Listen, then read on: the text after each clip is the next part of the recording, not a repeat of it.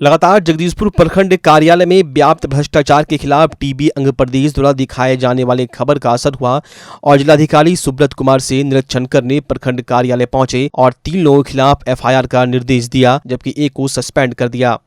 भागलपुर के जिलाधिकारी सुब्रत कुमार सेन ने कर्तव्य में लापरवाही और भ्रष्टाचार के खिलाफ बड़ी कार्रवाई करते हुए जगदीशपुर प्रखंड के प्रधान लिपिक, एक राजस्व कर्मचारी और एक सीएससी संचालक यानी 3 लोगों के खिलाफ एफआईआर दर्ज करने का निर्देश दिया है, जबकि एक राजस्व कर्मचारी को सस्पेंड कर दिया गया। दरअसल जगदीशपुर की सूचना प्रौद्योगिकी कार्यालय औचक निरीक्षण करने पहुंचे जिला पदाधिकारी द्वारा यह कार्रवाई की गई है।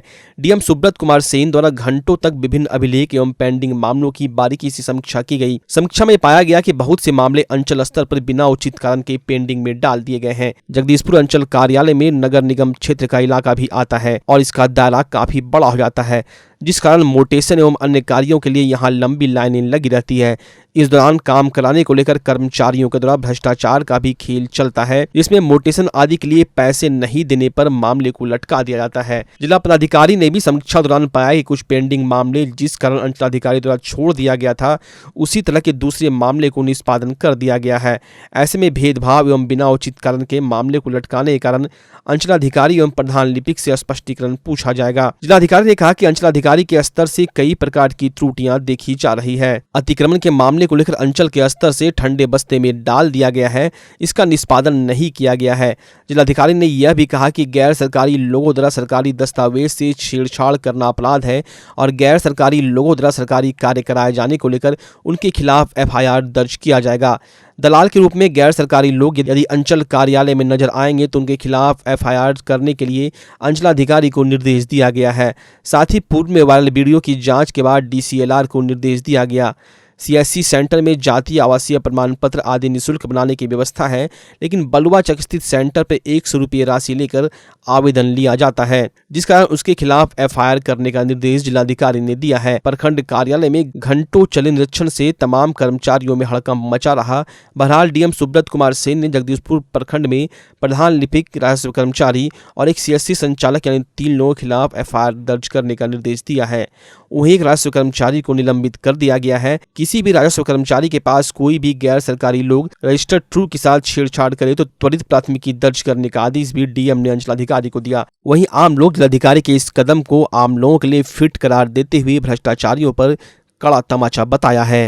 लोगों ने गहन समीक्षा की है और कई मामले जो बहुत पुराने हैं वो लंबित पाए गए हैं। तो इसमें एक कर्मचारी को हम लोगों ने आज निरीक्षण के क्रम में पाया कि उनके द्वारा गंभीर लापरवाही बरती गई है। किसी एक डॉक्यूमेंट के आधार पर किसी आवेदन को स्वीकृत किया गया है और उसी डॉक्यूमेंट के आधार पर दूसरे आवेदन को अस्वीकृत कर दिया गया है, जो कि गंभीर लापरवाही है। कुछ ऐसे रिजेक्शन के मामले पाए गए जो कि रिजेक्ट नहीं होना था, जो कि गलत तरीके से रिजेक्ट किया गया है। इसमें उस संबंधित कर्मचारी को हम आज यहाँ से ऑफिस लौटने के बाद वो कर्मचारी निलंबित होंगे। वो आदेश उपलब्ध करा दिया जाएगा अंचल अधिकारी को कल तक, और इस संबंध में अंचल अधिकारी से भी शो कॉज पूछा गया है। इसके साथ साथ जो प्रधान लिपिक हैं यहाँ पर, उनकी भी लापरवाही पाई गई है कि जितने भी अतिक्रमण के मामले लगातार हम लोगों के निर्देश दिए जाने के बाद भी रिकॉर्ड कीपिंग उसकी सही नहीं है।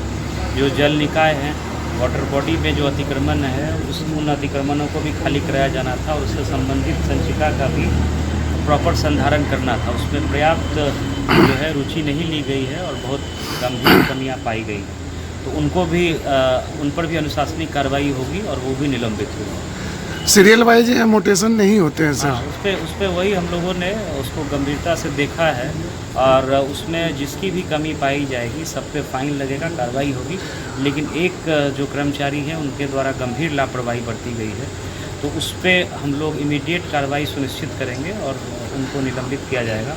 अंचल कार्यालय में सर एक भी कैमरा नहीं है, सीसीटीवी कैमरा है, और अंचलाधिकारी के संरक्षण में जगदीशपुर राजस्व कर्मचारी के पास 10-10 मुंशी रहते हैं सर। नहीं, ये संज्ञान में आया है, ये जांच में ये चीज़ पता चला है कि कुछ प्राइवेट व्यक्तियों के द्वारा भी कार्य कराया जा रहा है। जाहिर सी बात है सर, उसमें तो वेतन तो मिलती नहीं है सर। उसमें पहले सुन लीजिए, उसमें जो ये बात संज्ञान में आई है, इसमें डीसीएलआर को इमीडिएटली हम लोगों ने भेजा था कि जांच करके रिपोर्ट दें। तो एक वीडियो भी मेरे सामने में आया है और उसमें आज अंचल अधिकारी प्राथमिकी दर्ज कराएंगे। जो भी प्राइवेट व्यक्ति के द्वारा जो छेड़छाड़ किया गया है गवर्नमेंट डॉक्यूमेंट में, तो उसके आरोप में आज प्राथमिकी दर्ज की जाएगी और एक और FIR आज दर्ज होगा।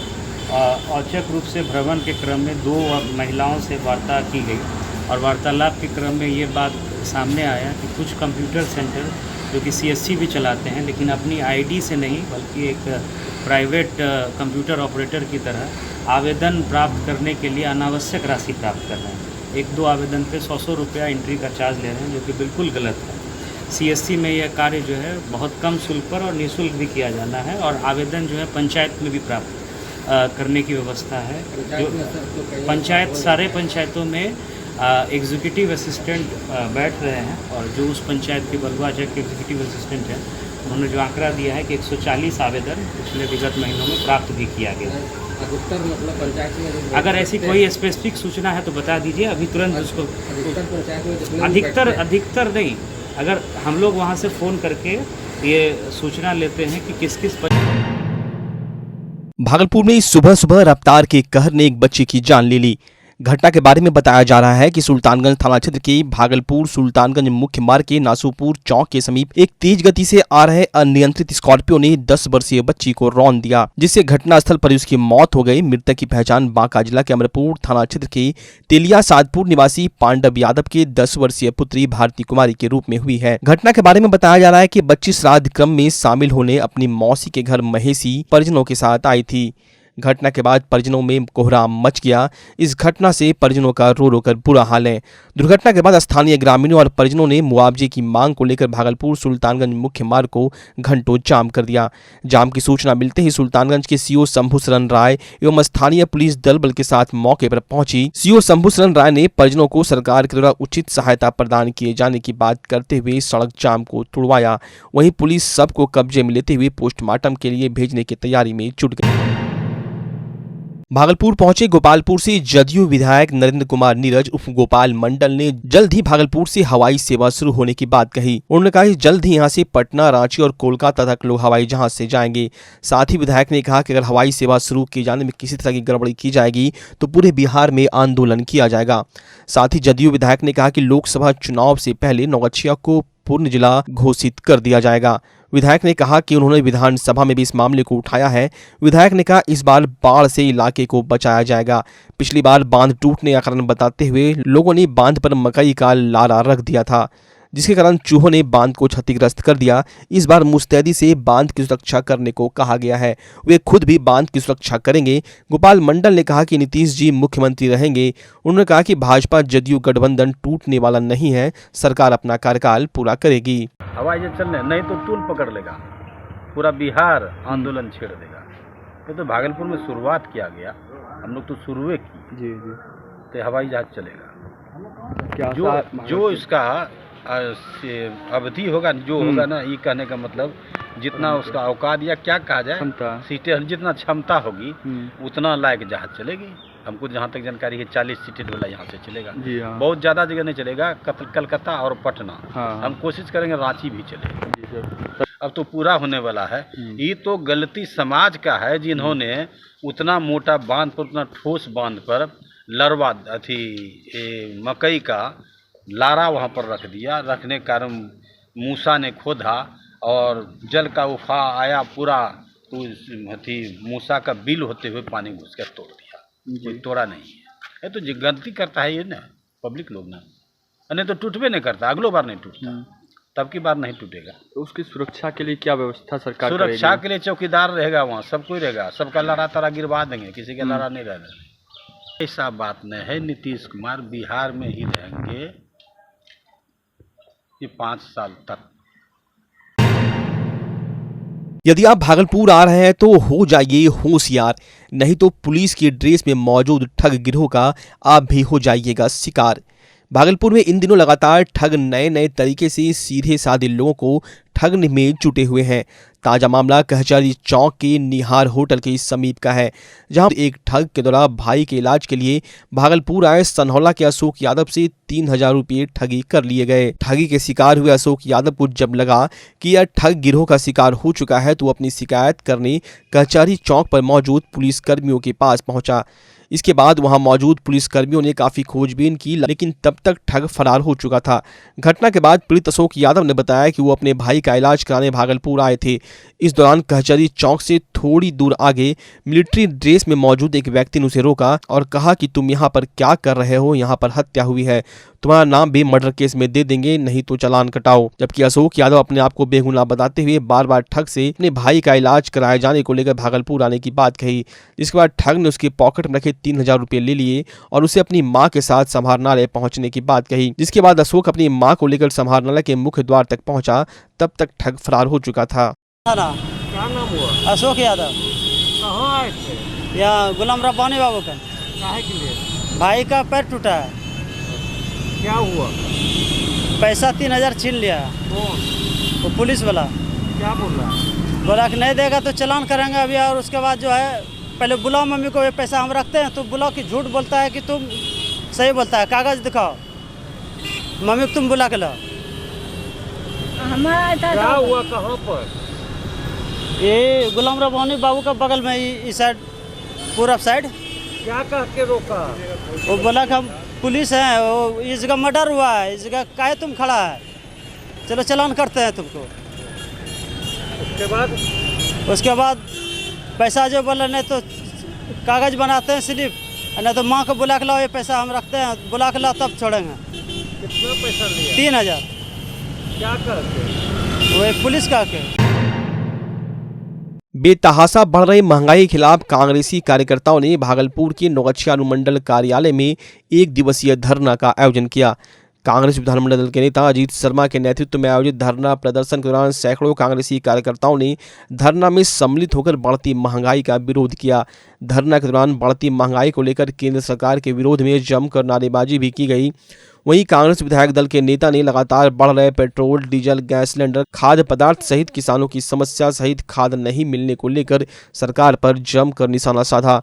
उन्होंने कहा कि केंद्र सरकार महंगाई की बात नहीं कर रही, मंदिर मस्जिद के मुद्दे पर लोगों को देश में दिग्भ्रमित करने का काम कर रही है। अजीत शर्मा ने दावा किया कि 2024 में होने वाले चुनाव में जनता महंगाई के मुद्दे पर वोट करेगी और एनडीए सरकार को हटाएगी। सबसे सच्चाई ये है कि महंगाई चरम सीमा पर है। अब लोग लोअर मिडिल क्लास और गरीब लोग तो कुछ खरीद नहीं पा रहे। गैस की हालत देखिए, रेट के 1000 रुपये से ऊपर।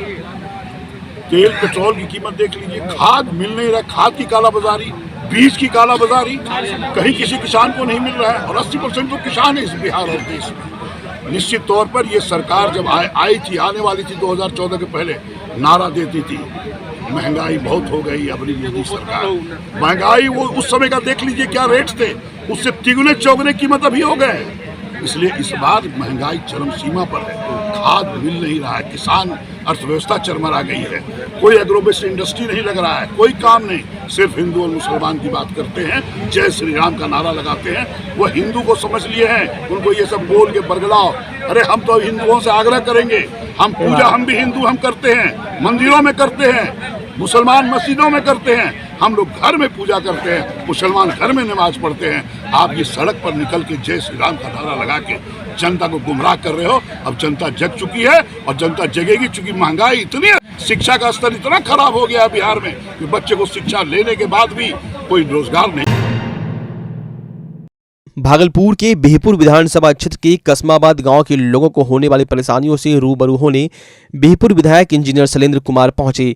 इस दौरान विधायक ने ग्रामीणों के साथ बैठक कर गांव की मूलभूत समस्याओं के बारे में जानकारी हासिल की।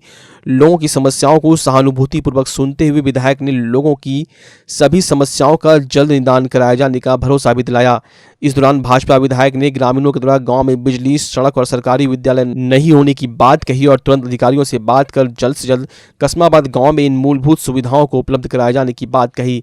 इस दौरान विधायक ने पूर्व के जनप्रतिनिधि एवं पूर्व विधायक बुलू मंडल पर जमकर हमला बोलते हुए कहा कि राजद के पूर्व विधायक और उनकी पत्नी ने इस इलाके का 25 वर्षों तक प्रतिनिधित्व किया है, लेकिन यहाँ के लोगों को सिर्फ वोट बैंक के रूप में इस्तेमाल किया। साथ ही विधायक ने कहा कि अपने क्षेत्र का सर्वांगीण विकास करना उनका उद्देश्य है और वे सेवा भाव से अपना कार्य करते रहेंगे। ये 15 दिन में हम दूसरी बार आए हैं और पहली बार जब आए थे तो बिजली का, एजुकेशन का और ये जो कटाव हो रहा है, सब विभाग के अधिकारी से हम बात किए थे। तो इस बीच में अधिकारी आए भी, जिसका प्रमाण गांव के लोगों ने फ़ोन करके हमको बताया कि BDO आए थे यहाँ पर, एग्जीक्यूटिव इंजीनियर बिजली विभाग के आए थे और कार्य भी शुरू हो गया है।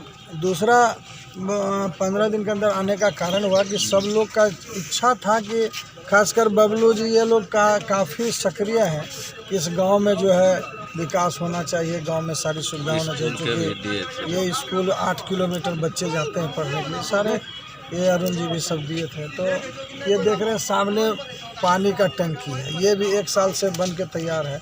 तो आज भी मैंने बात किया एग्जीक्यूटिव इंजीनियर बिजली विभाग, उन्होंने कहा 2 दिन के अंदर इसको हम चालू करवा देंगे। तो हम लगे हुए हैं और मुझे पूरी उम्मीद है कि क्रमशः सब काम। 30 अप्रैल को जीवन जागृति सोसाइटी द्वारा पटना के विधान परिषद सभागार में आयोजित होने वाली बिहार आपदा फरिश्ता सम्मान समारोह की चयन समिति की बैठक आयोजित की गई। सोसाइटी के अध्यक्ष और प्रसिद्ध शिशु रोग विशेषज्ञ डॉक्टर जय कुमार सिंह की अध्यक्षता में आयोजित बैठक के दौरान सोसाइटी के अलावा समाज सेवी, शिक्षाविद और चयन समिति में शामिल लोग मौजूद थे। इस दौरान पटना में सम्मानित किए जाने वाले 51 फरिश्ते के नाम को अंतिम रूप देने की कवायद तेज हो गई। हम आपको बता दें, बिहार में पहली बार बिहार आपदा फरिश्ता सम्मान समारोह का आयोजन किया जा रहा है, जिसके तहत ऐसे लोगों को सम्मानित किया जा रहा है जो किसी भी सड़क दुर्घटना, आगजनी, कोरोना दुर्घटना में दूसरे की मदद की हो। आयोजक और जीवन जागृति संस्थान के अध्यक्ष डॉक्टर जय कुमार सिंह ने बताया कि फरिश्ता सम्मान समारोह कार्यक्रम में ग्रेड के हिसाब से सम्मानित किया जाएगा।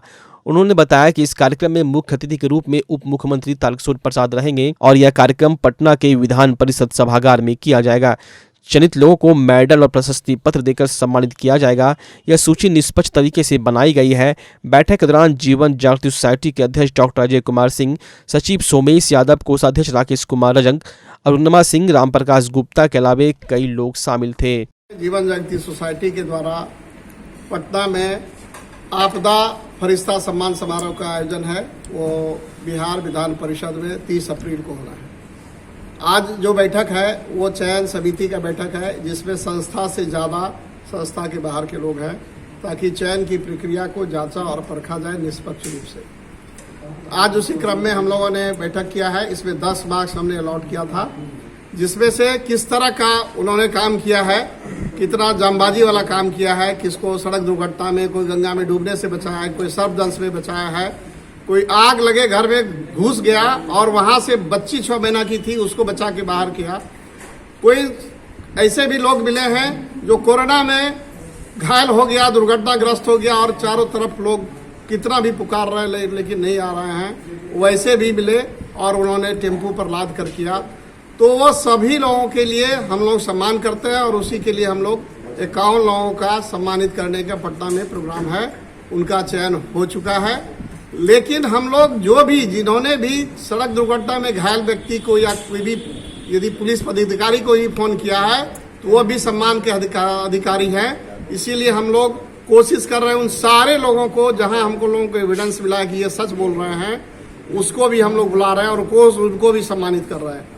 तो हम लोग इसलिए कर रहे हैं कि किसी को भी छोड़ने का मन नहीं है, क्योंकि मन सबने मदद किया है। तो इसी के लिए आज बैठक है और हम लोग समझते हैं कि प्रोग्राम सम्मान समारोह में मुख्य अतिथि कौन होंगे? मुख्य अतिथि हमारे हैं उप मुख्यमंत्री तारकिशोर प्रसाद जी, और ये 12 बजे से है, 12 बजे से विधान परिषद सभागार में है। जो सम्मानित होंगे उन्हें क्या दिया जाएगा? उनको हम लोग मेडल दे रहे हैं, हम लोग प्रशस्ति पत्र दे रहे हैं। तिलकामांझी भागलपुर विश्वविद्यालय में बाढ़ के पानी आ जाने से कई महीने विश्वविद्यालय का कार्य बाधित हो जाता है। यहां तक कि नाव चलाने की नौबत आ जाती है। बाढ़ के कारण विश्वविद्यालय का कार्य बाधित न हो, उसके लिए एक पहल की गई है। विश्वविद्यालय की सड़कों को मिट्टी डालकर ऊंचा किया जा रहा है। यह मिट्टी स्मार्ट सिटी के तहत भैरवा तालाब से निकाली गई है, जिसे विश्वविद्यालय के रास्ते को ऊंचा करने के कार्य में लगाया जा रहा है। यह जानकारी सीनेट के सदस्य मुजफ्फर अहमद ने दी। उन्होंने उम्मीद जताई कि इससे बाढ़ के समय जो परेशानियां विश्वविद्यालय को झेलनी पड़ती है, उसमें कमी आ सकेगी। कई सालों से जब बाढ़ का समय आता है तो विश्वविद्यालय पूरी तरह से डूब जाता है।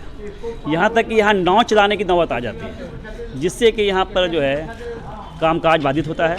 हम लोगों ने वित्त कमेटी में ये आवाज़ उठाया था कि जो वहाँ जो तालाब की खुदाई हो रही है वो मिट्टी को बाहर नहीं बेचा जाए, जबकि विश्वविद्यालय में ही गिराया जाए। उसी को देखते हुए विश्वविद्यालय ने सारी मिट्टियाँ यहाँ गिरा के ये रोड को ऊंचा किया जाएगा, जिससे कि आने वाले वक्त में अगर बाढ़ आए, पानी आए तो विश्वविद्यालय को नुकसान नहीं हो, यहाँ का कामकाज ठप न हो। इसी उद्देश्य से यहाँ मिट्टी गिराया जाए। भागलपुर के खरमनचक स्थित मोबाइल की निजी कंपनी ओप्पो के क्षेत्रीय कार्यालय के बाहर कंपनियों की नीति के खिलाफ मोबाइल दुकानदारों ने विरोध प्रदर्शन करते हुए एक दिवसीय भूख हड़ताल रखी। कई साल पहले भारत में प्रवेश करने वाली चीनी ओप्पो मोबाइल कंपनी को देश भर के खुदरा विक्रेताओं द्वारा देश का नंबर 1 मोबाइल ब्रांड बनाया गया, लेकिन अब ओप्पो ने खुदरा विक्रेताओं पर ज्यादती करते हुए अपने नए के स्मार्टफोन को सीधे ऑनलाइन प्लेटफॉर्म पर भारी छूट पर उपलब्ध कराया है, जिससे लाखों खुदरा मोबाइल विक्रेताओं के विस्थापित होने की संभावना हो गई है। इसको लेकर भागलपुर, मुजफ्फरपुर और पटना के लोगों ने अपना विरोध प्रदर्शन किया। वहीं भागलपुर खरमनचक स्थित क्षेत्रीय कार्यालय के बाहर भी मोबाइल दुकानदारों ने भूख हड़ताल कर दिया। इस प्रदर्शन में कटिहार, पूर्णिया, किशनगंज, मुंगेर, लखीसराय, खड़गपुर, बांका, भागलपुर, सुल्तानगंज, अमरपुर जिले के मोबाइल व्यापारियों ने धरना प्रदर्शन में हिस्सा लिया। आप लोगों की मांग क्या है? हम लोगों की मांग है ये हम लोग एमरा से बिलोंग करते हैं। एमरा के बैनर तले जो 1.5 लाख मोबाइल रिटेल व्यापारियों का एक संग्रह है। आज हमारी एक दिवसीय भूख हड़ताल पूरे भारतवर्ष में हर जिला, हर तालुका लेवल पे ये ऑर्गेनाइज की जा रही है ओप्पो ऑफिस के बाहर। ओप्पो जिसे 7 साल पहले हम लोगों ने सींच कर आज बड़ा किया, वो आज इस कदर हमारे ऊपर शोषण कर रहा है कि जो के सीरीज मोबाइल जो उन्होंने ऑनलाइन को दिया, हम लोगों ने नहीं दिया। सबसे ज़्यादा जो हम लोगों का जो रुद्र है, जो हम लोग सबसे ज़्यादा जो भूख हड़ताल के उतर करके आए हैं, इनके जो कंट्री हेड हैं एल्विस, जिन्होंने हमसे आज 1 महीने पहले उनसे मीटिंग हुई थी, तो उन्होंने बोला था कि हम ऑनलाइन रिटेलरों के लिए आने वाले समय में हम इनको देंगे, 10 दिन 15 दिन में हम आप लोगों को इसकी सप्लाई पूरी करेंगे। लेकिन आज पूरा 1 महीना बीत चुका है, हम लोगों को एक पीस मोबाइल का स्टॉक नहीं मिला है। तो आज हम लोग इसी चीज़ के लिए एक दिवसीय भूख हड़ताल। रेल यात्रियों को उचित सुविधा दिलाने को लेकर मालदा डिवीजन के डीआरएम ने भागलपुर जिले में कई रेलवे स्टेशनों का निरीक्षण किया। इस दौरान चल रहे विकास कार्यों का जायजा लेते हुए सभी कार्यों को जल्द पूरा करने का दिशा निर्देश संबंधित अधिकारियों को दिया। स्पेशल सैलून से पहुंचे मालदा डिवीजन के डीआरएम ने साहेबगंज, कहलगांव, सबौर और भागलपुर रेलवे स्टेशन पहुंचकर अधिकारियों के साथ पूरे स्टेशन परिसर का औचक निरीक्षण किया। बताते चले कि यह निरीक्षण यात्रियों के लिए पेयजल की व्यवस्था, पार्किंग की व्यवस्था, सौंदर्यीकरण की व्यवस्था, एक्सीलेटर की व्यवस्था एवं टिकट बुकिंग के साथ साथ कई मुद्दों को लेकर निरीक्षण किया गया। मालदा डीआरएम हितेंद्र कुमार ने कहा कि सभी स्टेशनों पर कार्य चल रहा है। उम्मीद है कि यात्रियों को सारी सुविधाएं मिलेगी जो हम लोगों ने सोच रखी है। कहीं भी कोई त्रुटि नहीं पाई गई। छोटी मोटी त्रुटियां हर जगह रहती है, उसे जल्द ठीक कर लिया जाएगा। निरीक्षण के दौरान कई अधिकारी मौजूद थे। भागलपुर में लगातार युवा पीढ़ी नशा के कुचक्र के जाल में फंसते जा रहे हैं। वहीं भागलपुर जिला के हबीबपुर थाना क्षेत्र के भैरवपुर में नशा बेचने वाले के पकड़े जाने की बात को लेकर नशा मुक्ति समिति की तरफ पूछताछ में नया कहानी का खुलासा सामने आया है। आपको बता दें, रात्रि के तकरीबन 10 बजे अंशु मेडिकल इंटरप्राइजेज दाडबाट गोरापुर के द्वारा संचालक बंटी कुमार ने नशा मुक्ति समिति भैरवपुर को बताया कि कुछ दिन पूर्व समिति के दौरान नशा के कारोबार करने वाले को पकड़कर हबीबपुर थाना को सुपुर्द कर जेल भिजवाया गया था। उसी को लेकर नशा के कारोबारी को द्वारा उसको ही इस कार्य में संलिप्त होने की बात कही जा रही है और उसी को लेकर मेडिकल पर जान से मारने की धमकी देने आ रहा है। वहीं समिति के द्वारा जब इस घटना की जांच की गई तो अलग तरह की एक कहानी सामने आई। पकड़ाए युवक ने हैरान करने वाला खुलासा किया। उसके द्वारा अजीबोगरीब घटना बताया गया। उक्त व्यक्ति के द्वारा बताया गया कि हमारी बहन के साथ मेडिकल संचालक बंटी कुमार के द्वारा 15 दिन पूर्व एक होटल में जाकर रेप की घटना को अंजाम दिया गया है। वहीं जब इसकी सच्चाई की पुष्टि के लिए समिति द्वारा पूछने पर आरोप लगाने वाले लड़के ने फोन कर अपनी बहन को ही बुलाकर अंशु मेडिकल और लड़की को आमने सामने करा दिया। पीड़ित लड़की ने बताया कि पिछले 15 दिन पूर्व मेडिकल संचालक बंटी कुमार ने एम मार्केट के समीप किसी होटल में जाकर उसके साथ रेप की घटना को अंजाम दिया है। साथ ही अपने दोस्तों को भी ले गया और उसके दोस्त भी लड़की के साथ रेप की घटना को अंजाम दिया। वहीं स्थानीय माहौल बिगड़ता देख वहां के स्थानीय लोगों द्वारा स्थानीय प्रशासन को फोन कर घटना की सूचना दी गई। स्थानीय हबीबपुर पुलिस थाना पहुंची, जिसके बाद स्थानीय हबीबपुर पुलिस थाना पहुंचकर सभी लोगों को अपने साथ ले गई। वहीं थाने में दोनों पक्षों से पूछताछ कर सभी लोगों को छोड़ दिया गया। जब थाना प्रभारी कृपा सागर ने उक्त घटनाओं की बात को लेकर बताया कि घटित घटना उक्त थाना क्षेत्र में नहीं पड़ता, साथ ही इस घटना के विषय में पीड़िता द्वारा कोई लिखित शिकायत भी नहीं देने की बात कही। वहीं स्थानीय ग्रामीणों ने बताया कि अंशु मेडिकल का संचालक बंटी कुमार भी नशीली दवाओं को बेचता है, साथ ही लड़की के भाई द्वारा भी नशीली पदार्थ का सेवन से लेकर बेचने का काम करता है। वहीं हैरान करने वाला खुलासा तब सामने आया जब लड़की के भाई ने खुलासा किया कि इससे पूर्व भी इसी लड़की के द्वारा उसको भी संगीन